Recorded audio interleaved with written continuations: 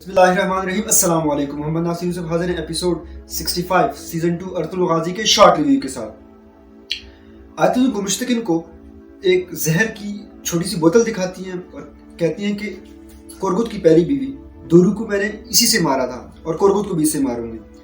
गुमुश्तकिन उसको कहते हैं कि उसको अभी नहीं मारना, जब तूतकिन और गोगची की शादी हो जाए उसके बाद उसको मारना है। बानो जिजक कुरगुत के खेमे में जाती हैं और वो सलजान का वो कड़ा ढूंढती हैं। उसको वो कड़ा मिल जाता है। वो फौरन सलजान के खेमे में वापस आती हैं और सलजान से पूछती हैं कि आप आयतुल्लाह से इतना जल्दी क्यों हैं। सलजान पहले तो नहीं बताती। बानो जिजक फौरन खंजर उसके गर्दन पे रख देती है कि मैं तुम्हारी वजह से एक चोर की तरह कुरगुत के खेमे में गई और वहां पे तुम्हारा कड़ा ढूंढा, अब तुम मुझे बता नहीं रही हो।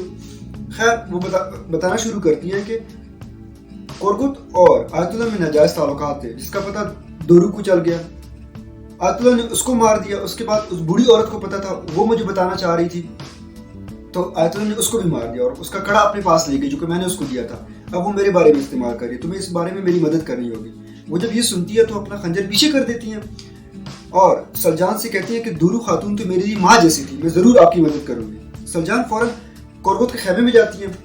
कुरगुत से कहती है कि मुझे पता है आपके और आयतुल्लाह के क्या ताल्लुकात है। कुरगुत गुस्से में उड़ जाते हैं। वो उसे कहती है कि आप बैठ जाएं, आप बूढ़े हैं, ऐसा ना हो दिल की किसी मर्ज में मुब्तला हो जाए। उसके बाद सलजान उसको कहती है कि आपकी पहली बीवी दूरू को आयतुल्लाह ने मारा था और मारा इसी वजह से था क्योंकि उसको पता चल गया था आपके ताल्लुकात के बारे में। उसके बाद बूढ़ी औरत को पता चल गया, उसने उसको भी मार दिया और मेरा कड़ा साथ लेके गए।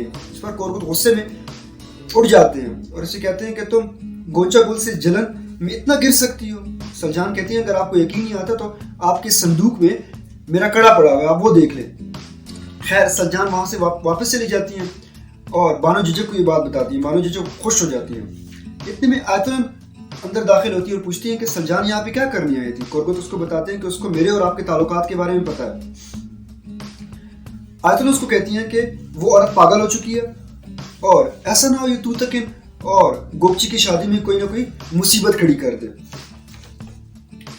गुमुश्तकिन सिपाहियों की ट्रेनिंग चेक कर रहे होते हैं और एक सिपाही से कहते हैं कि आए आप मेरे साथ मुकाबला करें।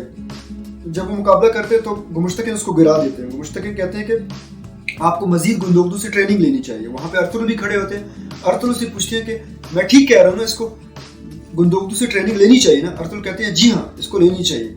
मैं भी कई अरसे से ढूंढ रहा हूँ कि किसी माहिर से मैं भी ट्रेनिंग लूँ, तो आज मौका अच्छा है, मैं आपसे कुछ मैं भी ट्रेनिंग ले लेता हूँ।